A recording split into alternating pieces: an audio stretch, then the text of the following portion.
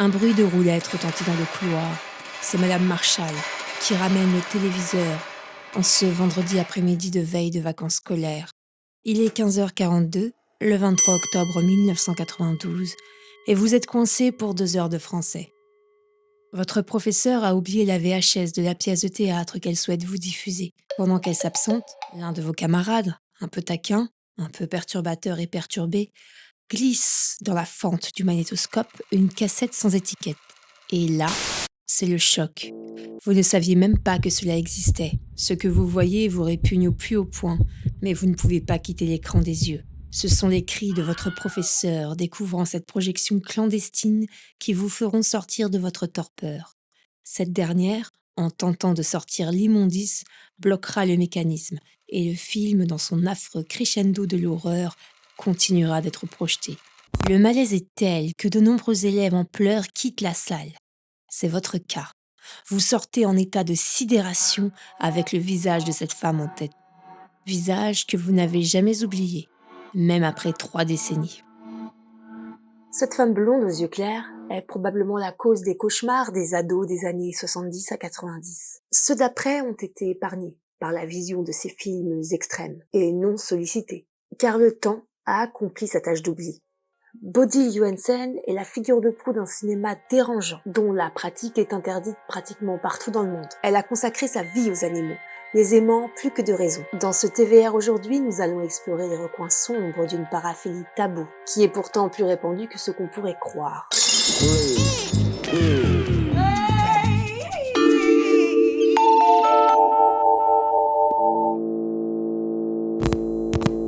Le sujet est délicat. Et c'est un véritable terrier de lapin. Âme sensible, je vous déconseille le visionnage de cette vidéo, car cela risque d'être très pénible. Je vais quand même prendre des pincettes et m'assurer de n'utiliser aucun terme trop choquant ni explicite, au cas où une jeune personne tomberait dessus. Au niveau des termes employés, je parlerai de Z-philie et de zérophile. Vous comprendrez facilement qui je désigne. Je remercie cet abonné tout particulièrement qui m'a laissé un com sous une de mes vidéos, car le sujet a piqué ma curiosité. La première question qui me vient à l'esprit concernant ce type de pornographie extrême est « Pourquoi diable s'exposer de la sorte ?» Et pour y répondre, nous allons nous pencher sur 2 éléments. L'histoire personnelle de Bodil et la législation danoise de 1969. Bodil naît le 25 septembre 1944 dans la banlieue de Copenhague, à Hundige. D'après Google Traduction, Hundige désigne les chiens. Coïncidence? Je ne pense pas. Elle est l'aînée d'une fratrie de 3, dans une famille bien évidemment dysfonctionnelle. Son père est capitaine aux îles Féroé. Il n'est jamais présent à la maison. Et quand il vient, il est en prise avec la boisson. C'est sa mère qui tient d'une main de fer le foyer. Chrétienne très pratiquante, voire bigote, elle se montre impitoyable et violente envers sa fille aînée, qui est sans cesse comparée à ses cadets. Elle est isolée du monde extérieur. De plus, elle n'aime pas l'école et n'a pas d'amis. De nature solitaire, la petite Bodil se tourne vers les animaux de sa maison, qui lui donnent l'affection qu'elle ne reçoit pas de ses parents. Elle passe de longues heures à jouer avec eux et rêve de devenir vétérinaire pour en prendre soin. Hélas, le destin en décide autrement. Elle a 12 ans, lorsque sa routine morne est bouleversée par une succession d'événements brutaux. Tout d'abord, ses parents, dont le mariage n'était pas franchement une réussite, divorcent. C'est un choc pour cette adolescente qui part vivre avec cette mère peu aimante. Elle changera 8 fois de collège avant de quitter l'école définitivement à l'âge de 15 ans. C'est également à 12 ans que sa mère l'accuse d'avoir déshonoré leur famille. Elle la suspecte d'avoir été violée par un homme, et pire, de s'être laissée faire. Or, la jeune fille a juste parlé à cet homme dans une gare. Il y a un flou concernant une hypothétique tentative de V, mais ce n'est pas allé plus loin apparemment. Dans d'autres sources, et notamment dans l'un des documentaires que j'ai pu visionner, il est noté qu'elle a été violemment V par cet homme dans la salle d'attente de la gare. Dans tous les cas, sa mère ne croit pas en son innocence. C'est elle la coupable. Sympa l'ambiance à la maison, n'est-ce pas? Elle est durement corrigée pour ça. Bodil ne se laisse pas faire, et pendant que sa mère la fouette, elle lui hurle « Je me vengerai en baisant des sangliers !» Sa mère est choquée. Sa fille ne peut qu'être la complice du diable pour penser à une telle infamie. D'ailleurs, on peut se demander si à l'époque elle n'avait pas déjà eu ses premiers rapports sexuels avec celui qui deviendra l'un des grands amours de sa vie, Lassie, son collet mâle. Elle a 15 ans quand elle quitte la maison familiale pour travailler dans la ferme d'un certain Nielsen qui observe la fascination de la jeune fille pour les animaux et en particulier par le spectacle de leur reproduction. Une activité auquel elle participe et qu'elle trouve merveilleuse. Elle vit aussi sa première fois avec un bûcheron marié alors qu'ils sont tous les deux ivres. Bodil est très jolie et les mauvaises langues commencent à la jalouser et trouver étrange cette jeune fille célibataire qui travaille en compagnie d'hommes. Elle dira plus tard que 9 hommes sur 10 voulaient la baiser et leur femme la jalousait. Ok les chevilles. À 17 ans, elle a suffisamment économisé pour s'offrir sa ferme et créer un élevage spécialisé dans l'insémination. Elle est tellement complice avec ses animaux qu'elle est capable de travailler avec les plus agressifs d'entre eux, notamment un sanglier répondant au nom de Rascal. Malheureusement, être une jolie jeune femme dans ce monde d'hommes la dessert. Et les épouses des fermiers commencent à colporter des rumeurs sur son compte, à tel point que personne ne vient travailler avec elle, ce qui provoque rapidement sa faillite. Elle a 17 ans, plus une couronne en poche. Elle doit sauver sa ferme et ses animaux qu'elle aime plus que tout. Alors, elle décide de se diriger vers une activité pour laquelle aucune compétence n'est requise et qui permet de gagner de l'argent rapidement. La pornographie. Tu as bien entendu, elle a 17 ans et se lance dans le X. Et non, elle n'a pas falsifié ses papiers comme Tracy Lords. Je vais t'en parler très vite dans cette vidéo. Restons concentrés pour le moment. On est donc aux alentours de 1961. Et la pornographie est encore interdite et illégale. Elle se tourne et est diffusée clandestinement. Je me demande comment cette jeune fille qui était solitaire, presque recluse, a pu être mise en contact avec ce milieu. Il paraît qu'elle aurait répondu à une petite annonce. Dans un tel contexte, j'ai du mal à me le figurer. Mais peut-être que je me trompe. Si vous le savez ou avez des pistes, dites-le moi. Elle se met à tourner des films fétichistes qui sont qualifiés de légers, essentiellement pour la Color Climax Corporation, qui règne sur le pan danois et même européen à l'époque. C'est en 1969, alors âgée de 25 ans, qu'elle leur propose de tourner des films de Z-Philly, lorsque la loi changea et le permit. Les frères Tenda, à la tête de la compagnie, voyant leur intérêt financier, s'engouffrent dans cette porte qui commençait à s'entrebâiller. De 1969 à 1972, Bodil tourne une quarantaine de films avec ses animaux. Les producteurs n'avaient besoin que de ramener leur caméra, de s'asseoir et de filmer. Tant la jeune femme était à l'aise avec les animaux, pas les producteurs. Par les animaux. Elle acquiert le surnom de Borger, soit la fille au porc, car elle tournait souvent en leur compagnie. L'argent qu'elle gagne lui permet de sauver sa ferme et ses animaux. Si on s'accorde sur le fait que la zoopornographie est une pratique de niche, sans jeu de mots aucun, comment se fait-il que Bodil soit aussi connue ?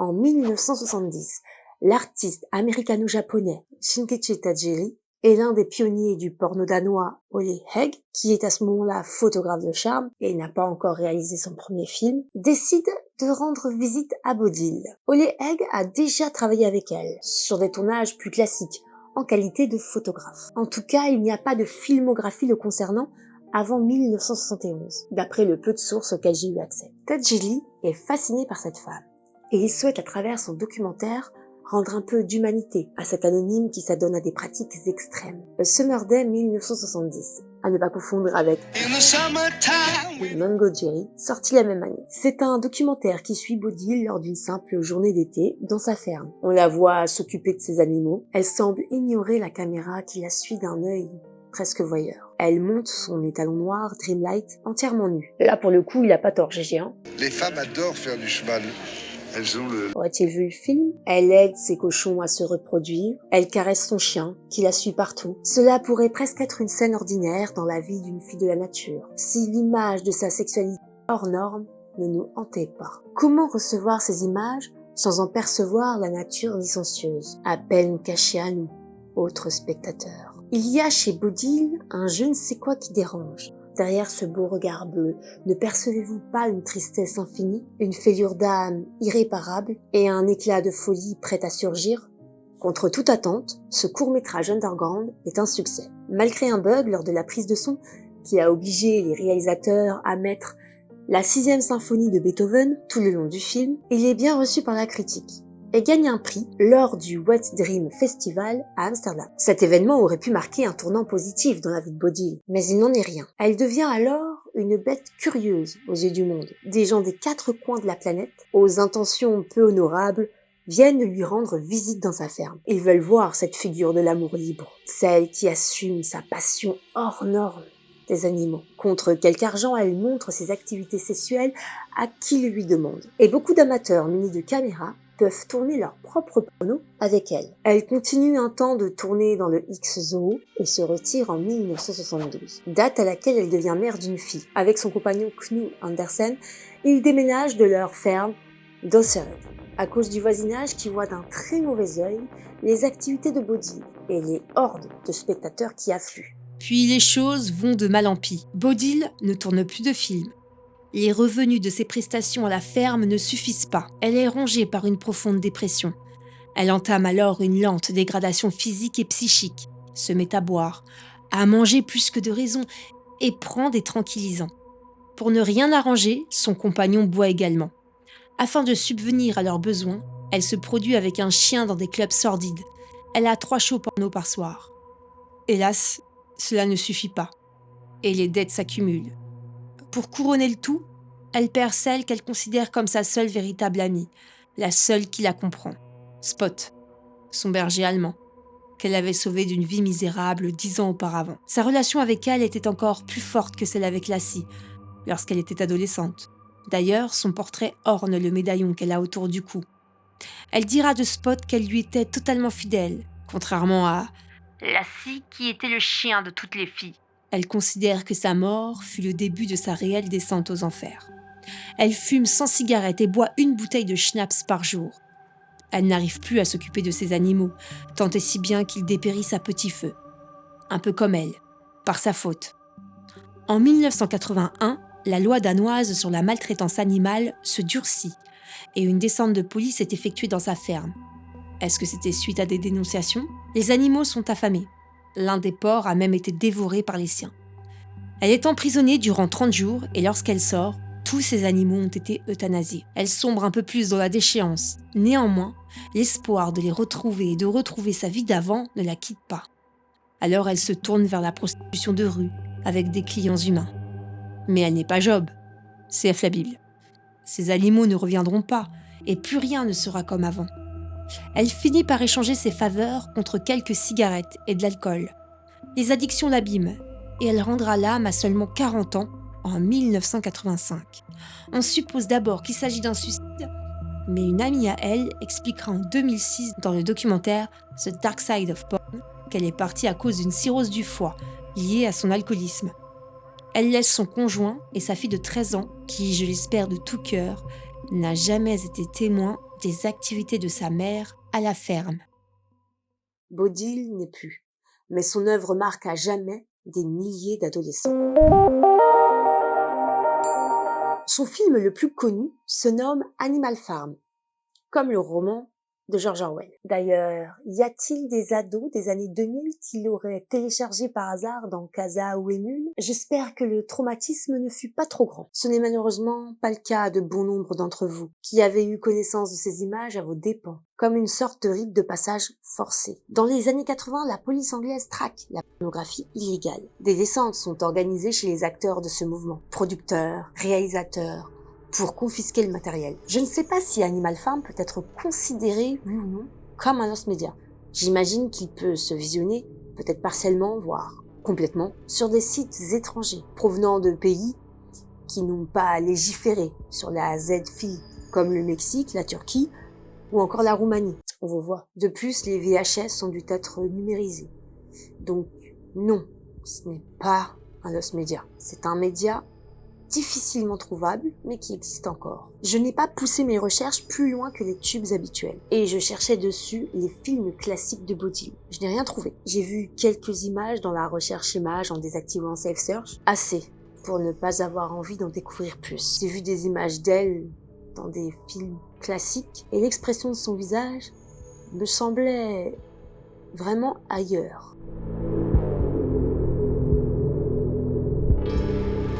Animal Farm, malgré son côté illégal, a été vu et revu et ce, bien avant Internet. Il s'agit d'une simple compilation d'images zérophiles avec des fermiers et des fermières sales, produits par Color Climax Corporation. La femme qui revient le plus souvent à l'image est Bodil. Le film circulait dans les cercles underground danois. Mais lorsque la VHS a connu son essor et que le magnétoscope s'est démocratisé, la pellicule en 8 mm s'est retrouvée copiée en plusieurs exemplaires et a commencé à circuler dans le monde entier. Il faut dire qu'une VHS sur 4 concernait un film porno. Alors les pirates y ont vu une aubaine et ont commencé par importer du porno extrême. En 1981, 4 exemplaires sont introduits illégalement au Royaume-Uni.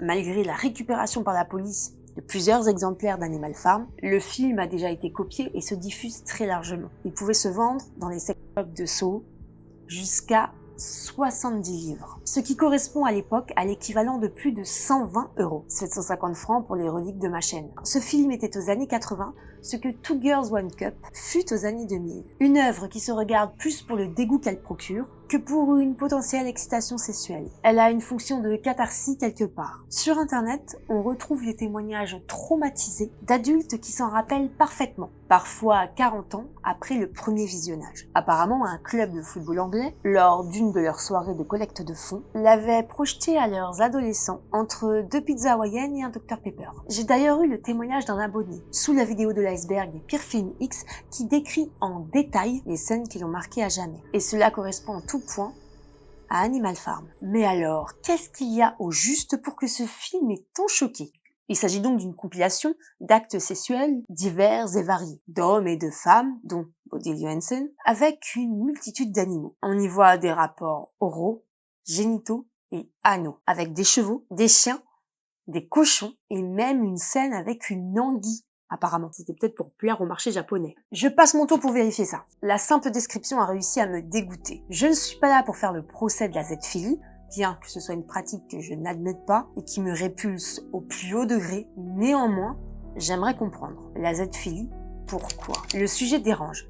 Mais pourtant, la pratique existe et serait plus répandue qu'on ne croit. Je vais vous faire une petite synthèse de ce que j'ai lu. Il faut distinguer Z-philie et bestialité. Si la bestialité est le pur rapport sexuel avec l'animal, la Z-philie, quant à elle, implique une forme de relation. Et c'est cette relation que mettent en avant les femmes qui s'adonnent à la pratique. Elles ont soit commencé dès l'enfance, car la curiosité et la promiscuité avec leur animal de compagnie le permettaient, soit à la suite d'une énième déception amoureuse avec les humains. Les célibataires de longue date en possession de bergers allemands, on vous voit en bizarre. D'ailleurs, la dextérité de cet animal est souvent mise en exergue. Je pars à la pêche aux infos sur un Wikipédia spécial dédié à la pratique. Oui, ça existe. Il y a plein de conseils pour éviter les IST et pour aussi bien pratiquer. Sachant que c'est illégal pratiquement partout, je ne comprends pas que ça puisse être en ligne, au vu et au su de tout le monde. Bizarre. Bref, tout d'abord, en termes de chiffres, on peut s'appuyer sur le rapport de 1953 du très controversé Alfred Kinsey. Mais c'est malheureusement une des rares études qui existent en la matière. Selon lui, aux États-Unis, 8% des hommes et 3,6% des femmes ont déjà pratiqué. Et ça monte jusqu'à 17% pour ceux résidant à la campagne. Cela s'arrête souvent après l'adolescence. Donc on pourrait parler de découverte et de pratiques opportunistes peut-être. Les pratiques chez les hommes sont beaucoup plus hardcore que chez les femmes, qui se contentent de simples contacts. Hunt, en 1974, confirme les recherches de Kinsey, mais avec une baisse des chiffres et des femmes plus impliquées dans les pratiques que précédemment. On se retrouve avec 4,9% chez les hommes et 1,9% chez les femmes. Est-ce que le puritanisme des années 50 et les mœurs plus strictes favorisaient ce type de pratique par empêchement ? Concernant la France, elle a durci en 2021 la loi concernant la Z-philie. Ainsi, les atteintes sexuelles sur un animal domestique, apprivoisé ou tenu en captivité, sont punies de 3 ans d'emprisonnement et de 45 000 € d'amende. 2021, c'est après le confinement. Miskin les animaux pendant le confinement. En France, on peut tuer un animal pour le manger sans être inquiété. Par contre, le ken pour le faire kiffer, ça c'est pas possible. C'est exactement le type d'argument que tiennent les défenseurs de la pratique, qui dénoncent une forme d'injustice de cette loi basée sur la morale. Des gens qui maltraitent ouvertement leurs animaux prennent moins cher qu'eux. Bof. Certains pointeurs d'enfants ont pas pris beaucoup pour leurs méfaits.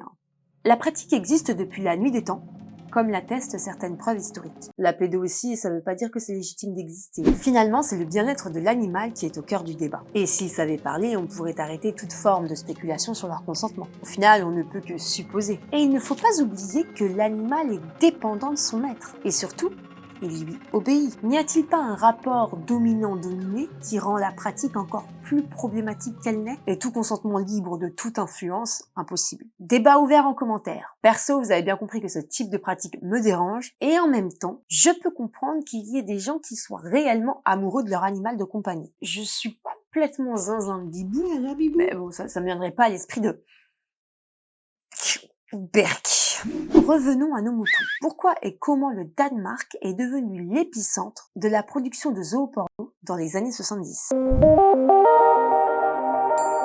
La pornographie a longtemps été interdite partout. Elle se produisait et était diffusée de façon illégale. Le Danemark est un pays qui est assez ouvert, assez libéré. Et il a été le premier pays à autoriser, tout d'abord en littérature, en 1967, et puis en 69 pour les images et l'audiovisuel. Sauf qu'en légalisant la pornographie, ils ont légalisé toutes les pornographies, dont la zoophilie qui n'a été interdite par la loi qu'en 2015.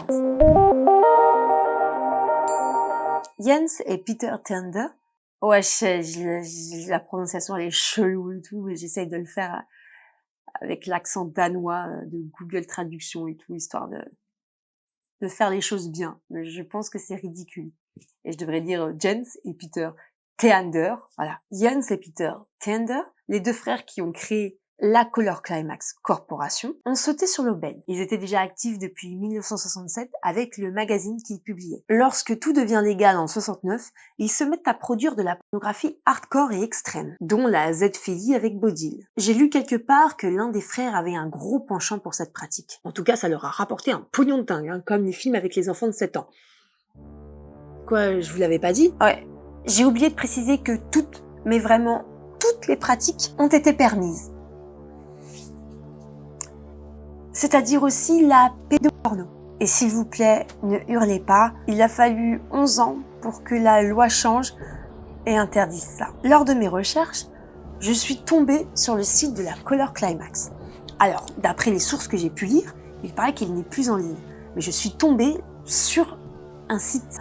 Il y avait toutes les archives qui étaient accessibles en payant. La rubrique teen est assez perturbante d'ailleurs. J'ose espérer que les jeunes filles qui étaient représentées étaient bien majeures. D'ailleurs, en tapant 2-3 mots-clés dans les tubes classiques, bon, pour être transparente, j'ai juste tapé Color Climax, voilà. Je suis tombée sur moultes archives vintage de Color Climax, où clairement les protagonistes garçons n'ont pas l'air d'avoir 18 ans. Et dans la recherche images de Google, en tapant simplement le nom de la compagnie, on voit des petites filles de 10 ans sur des sites japonais. Bon, heureusement, les images sont censurées, mais pas assez, car on voit clairement les visages et les expressions ou les positions inappropriées pour des enfants. Et cela m'a mis particulièrement mal à l'aise. J'ai eu une petite nausée en fait. Qui sont ces enfants ? Où sont-ils? Pourquoi ne se sont-ils jamais manifestés? Autre fait troublant, une de leurs actrices phares, Anne Magle, ou Anne Magel, née a priori en 1959, a commencé à poser nue dès 1974 et a tourné son premier film en 75, soit à l'âge de 16 ans. Et on peut également la retrouver assez facilement. A priori, les films de la Color Climax ainsi que les magazines peuvent encore s'acheter. Que ce soit facilement accessible me perturbe. Je ne sais pas trop si on peut alerter et signaler ce type de contenu. Peut-être en passant par Pharos, mais ils sont tellement débordés, je pense pas qu'ils vont se pencher sur des vidéos et des images qui ont plus de 40 ans. Mais si vous avez des pistes, je prends. Je pense que ce sujet mériterait un TVR à lui tout seul pour approfondir le cas des frères Tender et cette histoire de pédoporno illégal. Il faudrait surtout un vrai nettoyage internet et des tubes, même si ça paraît complètement utopique.